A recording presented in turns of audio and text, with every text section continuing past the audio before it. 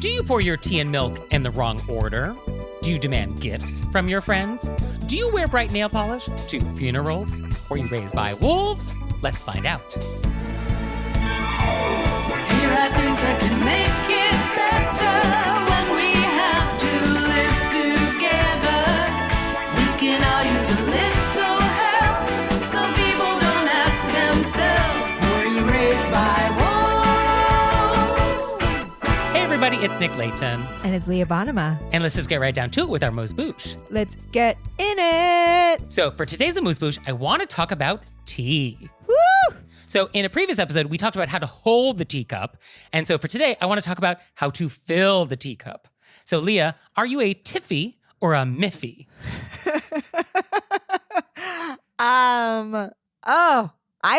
A tiffy or a miffy, they both sound like a very good time. Have you heard these terms? No, I haven't. I have not, but I love them and I'm hoping to integrate them into my regular daily life. So these terms refer to whether or not you put your tea in first, a tiffy, or milk in first, a miffy, when you're having tea.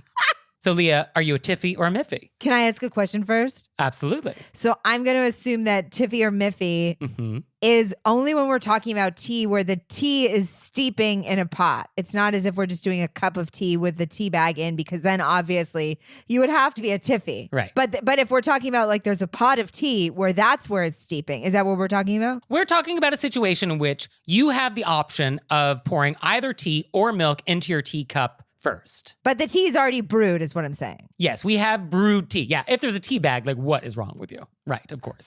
But yes, if it's just a teapot of brewed tea ready to pour. Well, that's how I have life, tea bags. I'm not in the other. So okay, we're stepping out of my, I feel like I know I'm a tiffy, but I feel like I'm supposed to be a miffy. Well, that's the question today. Which is correct? I'm trying to remember all of the episodes of The Crown that I've watched. There's a lot of tea drinking. There's so much tea in there. I personally would tiffy, but I feel like am I remembering that she miffied? No, you're not. She's a tiffy. Woo!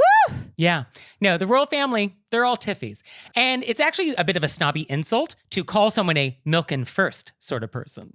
And so, yeah, I guess it's considered more posh to be tiffy, tea in first. And the reason for this, a little murky, but most people explain it as when tea was new to Europe, our cups were so terrible that if you put in hot water first, it would shatter the cup. It would like break the cup. And so you needed to add a little milk first to prevent the thermal shock and lower the temperature just enough so your cups wouldn't break. But then wealthy people had access to the better porcelain. And the better porcelain didn't do that. And so the wealthy people could put in their tea in first, where all the lower class people had to put their milk in first. And so that's one origin story for like miffy versus tiffy. But I mean, is that really the case? I mean, people were drinking tea for many years before we started adding milk to it. Were cups just shattering all over the world? Is that what was happening? I don't know. Chaos. But this is one explanation. But there have been scientists that did actually do research and determined that milk in first actually does taste better because when you add milk to the hot water, it actually changes the protein structure of the milk and can create a different texture and taste that some people actually can detect. And so scientists say that better tasting tea actually happens when you do the milk in first. I mean, I don't even know. I guess you would have to know exactly how much milk you want to add because tea in first, then you add the milk knowing what color you're going for. Yes, and I think at the end of the day, that's the argument why tiffy is correct. Because, yeah, how would you know how much milk to add? How would you know? Because we don't do that for coffee. Like, are there people out there who add the milk first before their coffee? I don't think so. I haven't met them. So I think tea is also the same way. You just don't know how strong it is until you see it. But I'm going to start calling people miffies when I'm insulting them. Oh, you seem like a milk in first kind of a person. Oh, very evil and Wa. So at the end of the day, which is actually correct? I mean, there's debate in households. There are miffies and tiffies. People have very strong feelings either way. And so this is just one of those things that exist in the world. I want you to know about it. And whenever you're pouring tea, just make a conscious choice about who you are, if you're a tiffy or a miffy. Don't do it unintentionally. Make a choice which team you're on and stick with it. Woo! Me personally, I'm a Toey. Tea only. I don't do milk in my tea. So I opt out of this whole argument. You know, I hate to bring up a similarity, Nick. Again. Do you not do milk either? I also don't do milk in my tea. I do milk in my coffee. So I was comparing. Yeah. Oh, interesting. I mean, we both don't do hot tubs and we both don't do milk in our tea. I mean, the similarities just keep coming. Are we the same person? Are we the same person? No. Only opposites.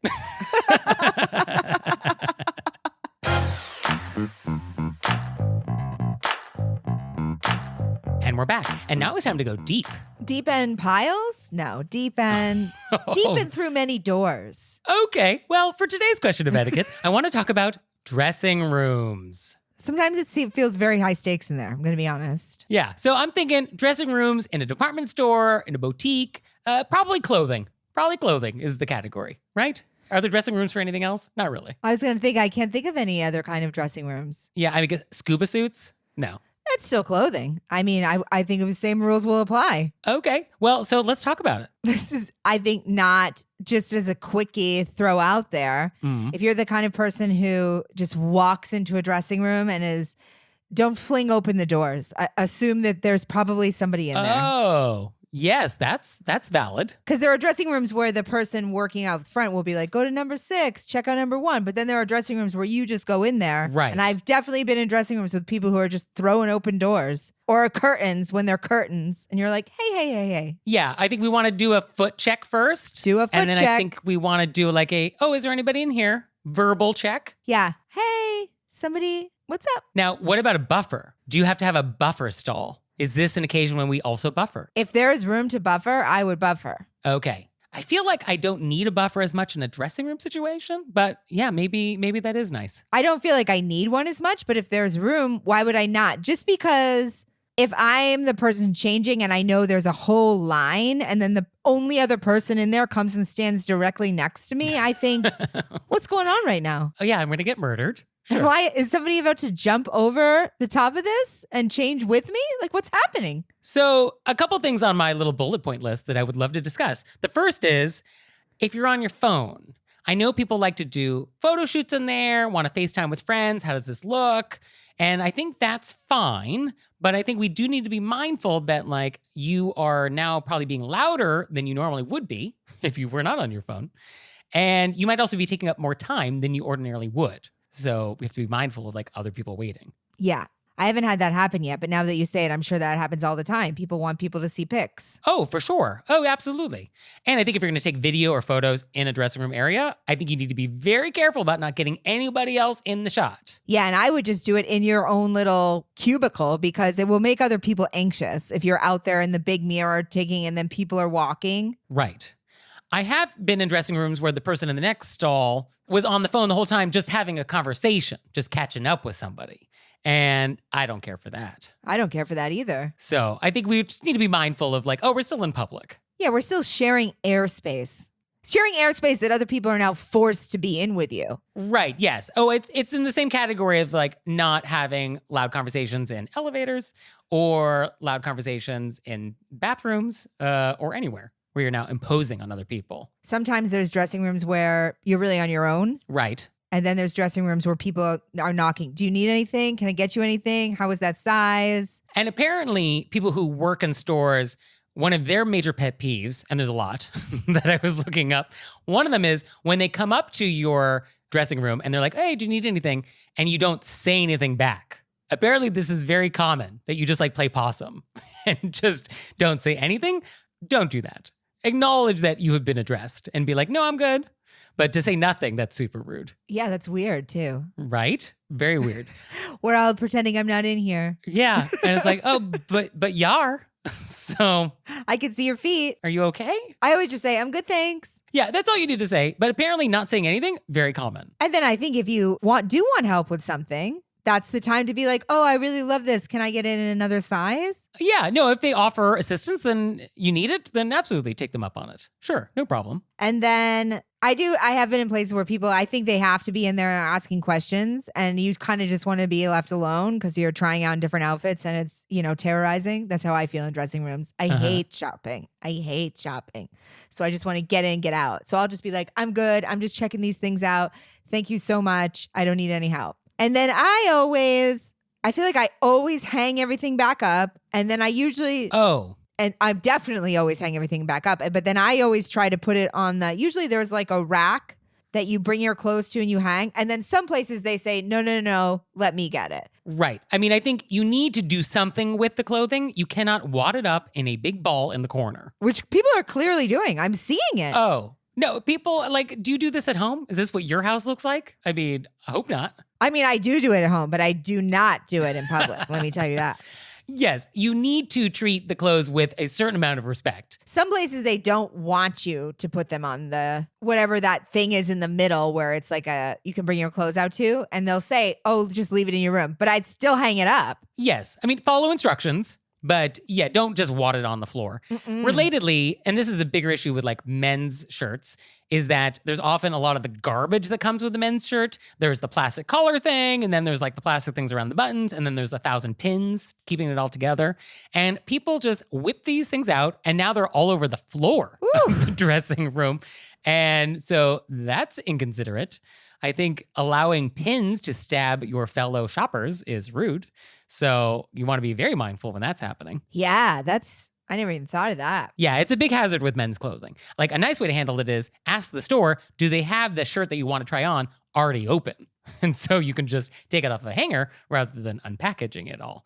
But if you do unpackage it, there's just going to be a lot of trash that's associated with that, and that should also not go on the floor. Yeah, I feel like there should be nothing on the floor when you exit your cubicle. Yes, it should be a leave it how you found it. It's like a nature walk. Take only pictures. And then lastly, I just want to mention, in Japan, you need to have your shoes off. I don't think there's a dressing room in the entire country where you're allowed to have shoes on in a dressing room. So just know if you're going to be buying clothing in Japan, you got to take off your shoes. It's the one time that a Japanese person will probably yell at you. So make sure no shoes, Japanese dressing room. Are you leaving them at the front or do you take them off in your cubicle? There will be an opportunity to remove your shoes while you're approaching the dressing area. Okay. And so it'll be very obvious where that's going to happen. Yeah, you don't take your shoes off when you enter the store, most likely, unless it's a tatami store. But yes, as you're about to try something on, there will be an opportunity to take off your shoes. And so take advantage of that because they really take the whole shoes in the dressing room thing very seriously. Good to know. FYI. I love knowing that because I hate the idea that I would be yelled at anywhere. So I'd like to know in advance how to not be yelled at. Well, that's what I'm here for. Our show is now called Ways to Not Be Yelled At. Right? I mean, it's not that. And now it's time for an intermezzo. Intermezzo. So this episode is sponsored by Peloton. So Leah, what is Peloton? Everybody knows Peloton. And now Peloton is pushing you further with so much new. There's new classes, new music, and new ways to keep your workouts fun and motivating. And I love that Peloton is stepping into the ring. Uh-oh, pun. No gloves needed. Boxing classes. And even if you've never boxed before, these classes will have you working up a sweat while working on the fundamentals of form, footwork, and fun combos that'll keep you on your toes. And you can do it in the corner of your house. Is that okay, pun? That was good. I like that. Thank you. I also love that they have so much music choice on the Peloton app. You can go hip hop, you can go rock, you can go EDM, or you can just do a single artist, which is super cool. So visit onepeloton.com to learn more. That's ONEPELOTON.com.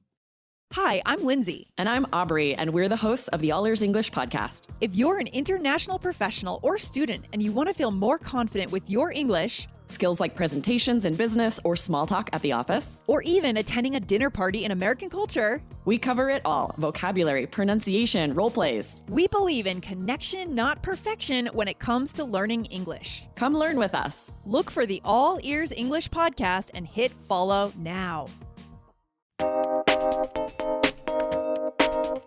And we're back. And now it's time to take some questions from you all in the wilderness. Ow! So, our first question is, quote, a friend of mine celebrates her birthday every year, and each year she comes up with increasingly ridiculous requests. For example, it started out with asking us to bring our own drinks, then has escalated into us bringing our own drinks and food for a barbecue.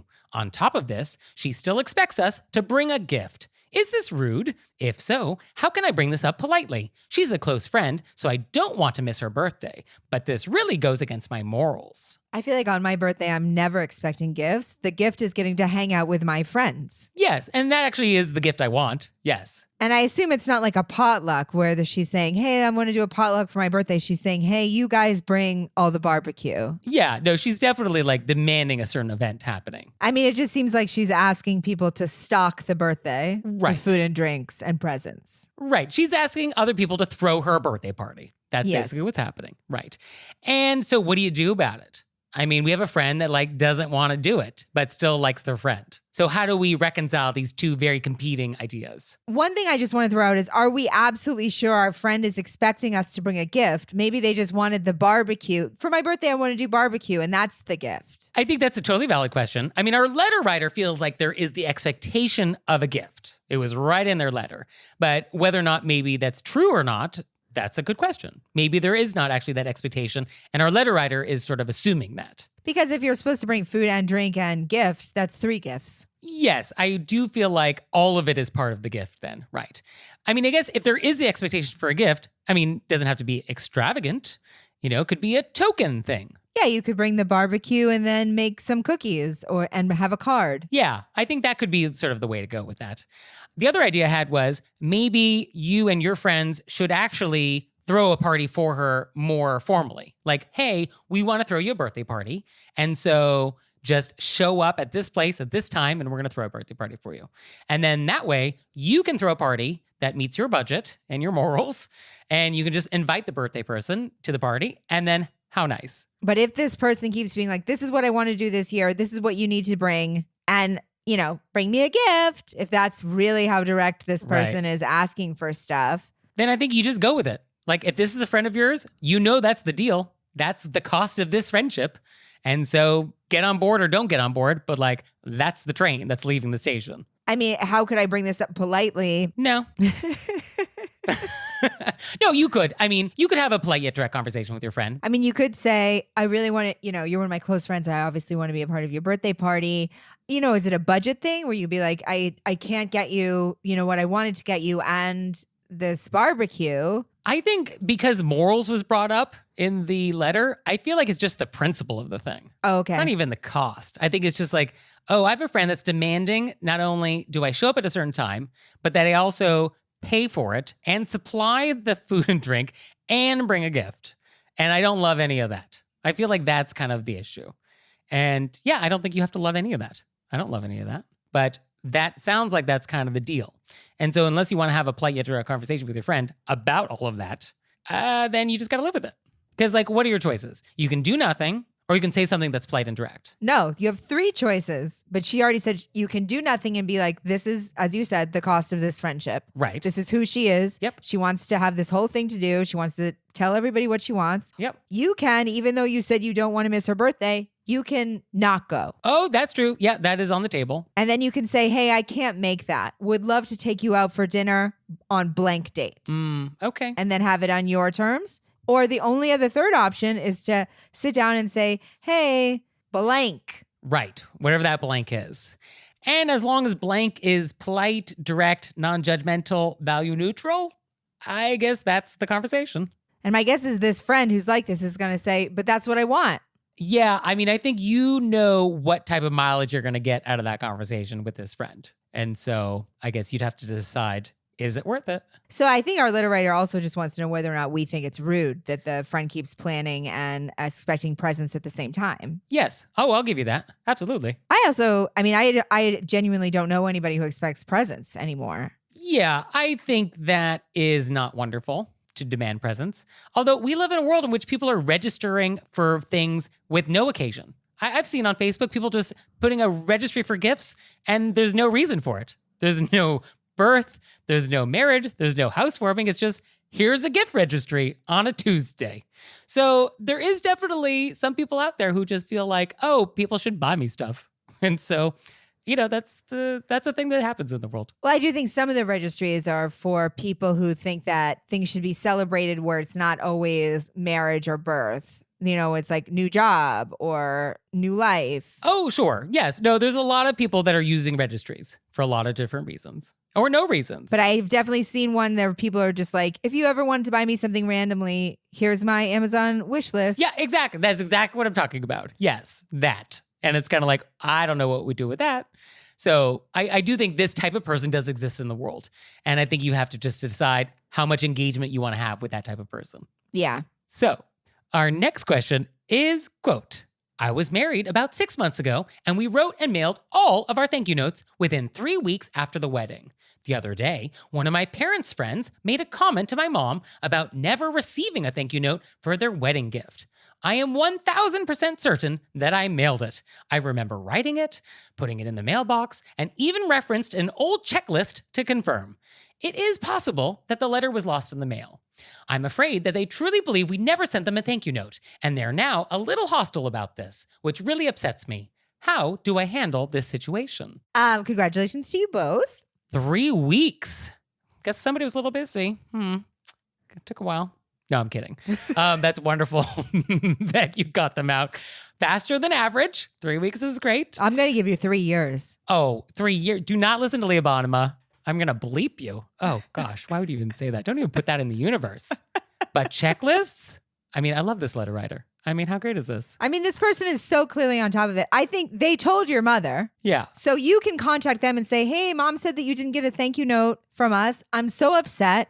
I wrote one. I mailed it. I double checked on my list. I'm 100% sure it went out. Must have been lost in the mail. Yeah, I think we definitely need to not drop this. Yeah, we do need to let them know that we now know and we are so sorry about this. Yeah. And then they should drop it. They should definitely drop it and not be hostile. Correct.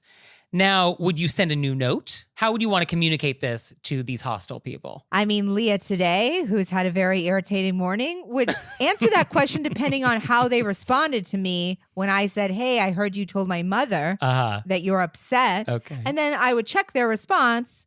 And then depending on their response, maybe they get another one. I see. Okay. But I mean, catch me on a different day and I'd say, of course, just send another one out. Yeah, I mean, etiquette can depend on the day, I guess. I would probably send them a new note. And in that note, I would apologize that they hadn't received the first note. And then I would go on to explain how much I loved the Yadro figurines that they sent. And so kind of do a 2-part note that covers both bases. And then I would take this envelope with my note, and then I would put it in a larger envelope that had a tracking number on it. And then I would mail it to them with like signature required. And so I know that they received it. Is that a little aggressive? Signature required is a little aggressive. I don't know. I mean, it's quite possible that these people who go tattletale to your mother actually got it and blanked it. Yeah, I mean, I guess that's possible. Although I think people who keep track of such things, and, I count myself among them, I know if I got the note or not. And then I can mentally check it off my internal mental checklist. And it's not an open item. Then I think you don't need signature required. You could just do a tracking number. Yeah, I mean, even a tracking number is a little aggressive. Even a tracking number is aggressive. But, I kind of like it. It's like ever so slightly aggressive, but there's plausible deniability. And so that's a nice balance sometimes. Then you can just say, I just wanted to make sure you got it. Exactly. So you didn't have to go talk to my mother again. Yeah, I guess I'm a little aggressive today, too. I guess it really does depend on the day. Yeah, because I think on another day, I would not be like, oh, you should totally send it, return receipt, certified, registered mail. Actually, you should hand deliver it. You should actually get a process server and subpoena them. I mean, these are all great options. Actually, process server. That's the answer here. Next question. I mean, our letter writer is clearly so on top of it. There's a checklist. Well, what I actually am bothered by is that one of the nice things about always trying to do the right thing, the courteous thing, is that you then get a reputation for being that type of person. Like Leah, you are known as being a nice, mindful person who's always on time. And so when something happens, if you were late for some reason, you would always be given the benefit of the doubt. Always. Nobody would be like, oh, Leah Bonnema, that's just who she is. Nobody would ever say that. And I can't imagine that our letter writer, who has checklists, who got her notes done so quickly, is the type of person that doesn't have this reputation in her community. And so that this family friend thinks that she is this type of person, that bothers me. Because it's like, do you not even know me and my character? You think this is a character flaw?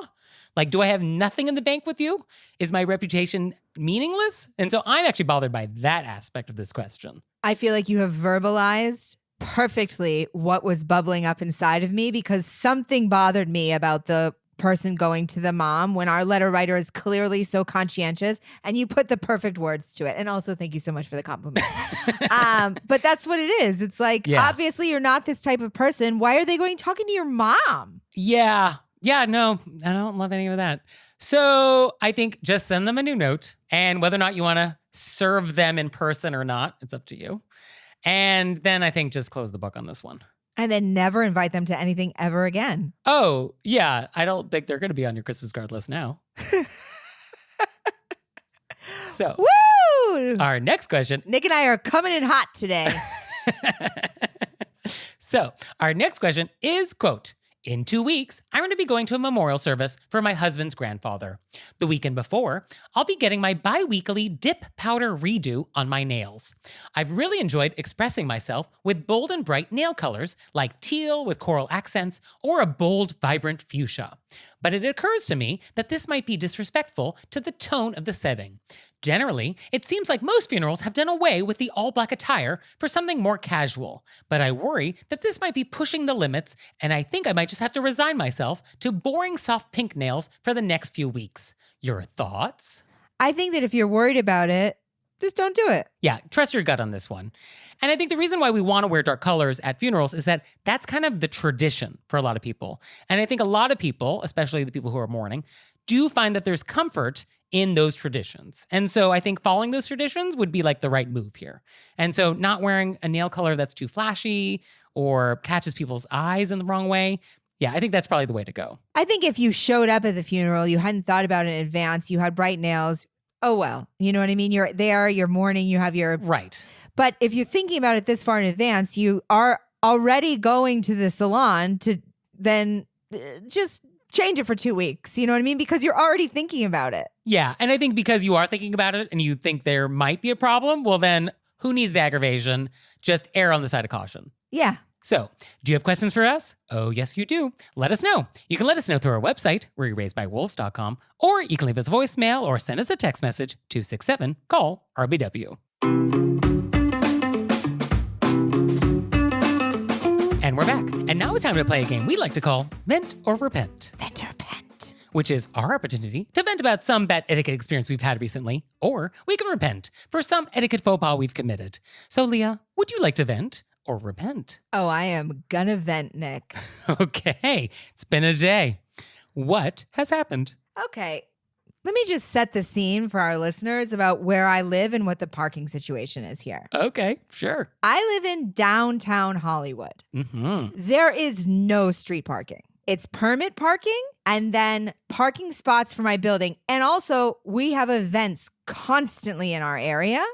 So most of my street permit parking is usually taken up. So basically, you have a spot. That spot is your entire life for where you're going to put your car. That's what you're paying for in your rent. Yeah. Okay. Coming home from work on a Friday night. So it is downtown Hollywood's popping. Somebody is in our parking spot.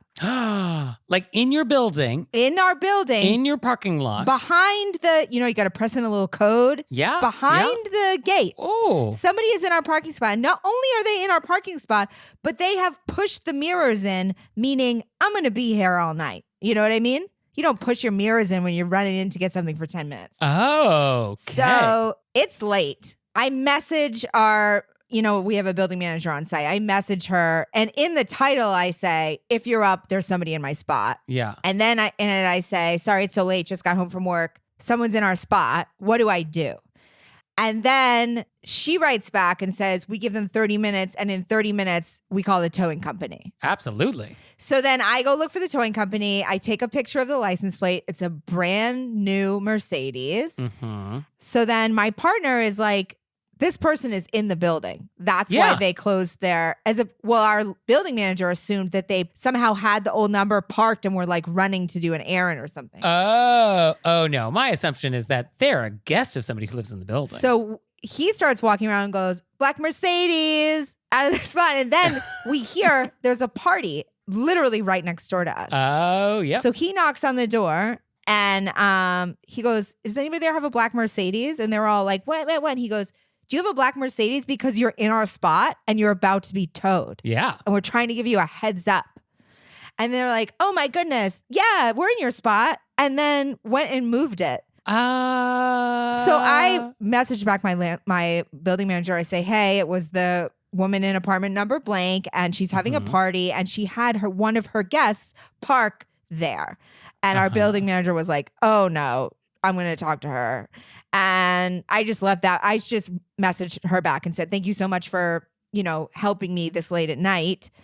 And then I was like, woman in apartment number blank is going to come to us at some point over the next 2 days and be like, "So sorry that you actually spent extra time late at night trying to find us instead of just towing us." Oh, Leah, that's adorable that you think that. I was like, I'm going to wake up. There's going to be like a gift fruit basket and be like, Sure, "So sorry. muffins. Really Sure. appreciate you going out of your way to not tow Oh. us," which is what would have happened had you not gone around the building looking for us because you're mindful, caring people. Mm-hmm. I have not heard a single word. Oh, of course not. Can you imagine you park in somebody's spot that they pay for late at night on a Friday night? Obviously, there's no parking in all of Hollywood. Then instead of you getting towed, which is what the protocol is, we find you to give you a heads up, and then you don't say thank you? Yeah, I don't think you were going to get a thank you. I mean, I would be mortified. Yes, because you're a nice person that doesn't do selfish things. I feel like I want to mention to her that maybe she should be a little bit mortified. Yeah, I mean, you're never going to get that satisfaction from this type of person. So to seek it is going to be totally futile. Well, I feel much better now that I got it out here. I mean, that's what this is for. And for me, I would also like to vent. Tell us. And my vent is also about vehicles. So in New York City, we do not expect pin drop quiet. Like, that's just not what we expect. Noise is kind of the deal. And you actually do get used to it, to the point where when you go somewhere else where it is quiet, you actually find it disturbing and uncomfortable because your brain gets used to a certain level of stimuli. And when it doesn't have that, your brain is like, are we dying? And so that's the deal. There is just ambient noise in New York City. However, there is an issue in New York City, and it is becoming increasingly worse, where people are having drag races down the street. People are modifying their Honda Civics. I don't know what they're doing to them, but they sound like race cars. They maybe are race cars. And they are racing down the street, 50, 60 miles an hour, residential streets, New York City. And it's not just one car. It's like multiple cars where you actually feel like you're on a racetrack. Like it's Daytona. It's the Indy 500 out there. Like it's the muffler sound. It's so loud and obnoxious. And it's at all hours. I mean, it's at all hours. And this is going on throughout the entire city. It's not just my neighborhood. And it's a major problem right now. And it is so rude because it is done with the explicit purpose of making noise and being obnoxious. Like it's deliberate. It's not like, oh, I guess I should check out my muffler next time I'm bringing in the shop. Like, no, I purposely modified my Ford Focus so that it could make more noise.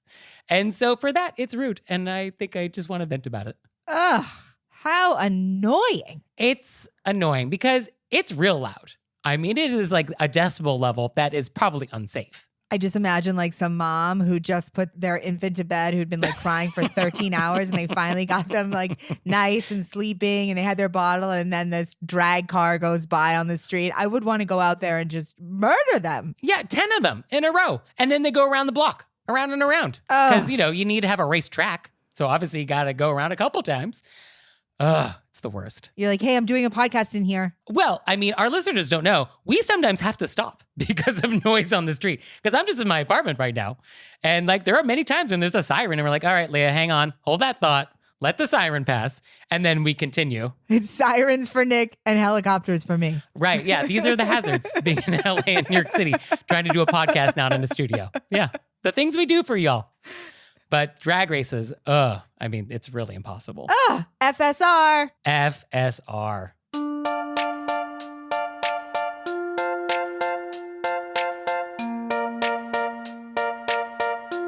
Well, Leah, what have we learned? I learned Miffy, Tiffy, Tiffy, Miffy. And which one are you? I'm a Tiffy. And I learned that you still believe that people who act horribly will see the light and will apologize for their bad deeds. Yes, I do believe that. It's adorable. I might walk over there and be like, hey, did you have something you wanted to say to me about saving your friend's car on my time? Well, thank you, Leah. Thank you, Nick.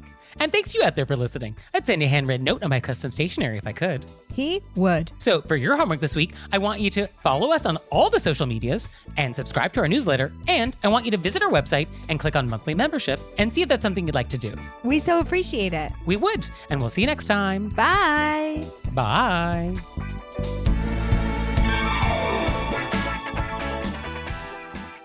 All right, Leah, it's time for Cordials of Kindness, the part of the show that you make us do, but I only give you 30 seconds to do it. Ready, set, go.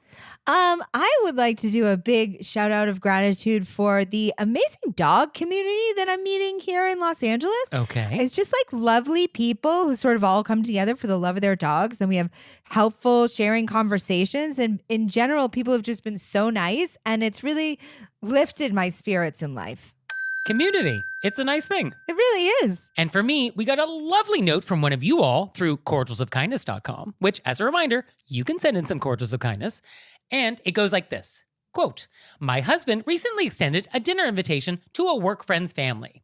The other couple has a toddler son, very close in age to our daughter. They brought the best hostess gift of a new small toy car for our daughter, while the son brought a similar one of his own so that the two could play together without the usual toy sharing struggles of 2-year-olds still learning. It was perfect. How great. So great. Isn't that lovely? I mean, thoughtfulness, small gesture, big impact. Love it. Love it. And thank you for sharing that with us. It's wonderful. So thank you.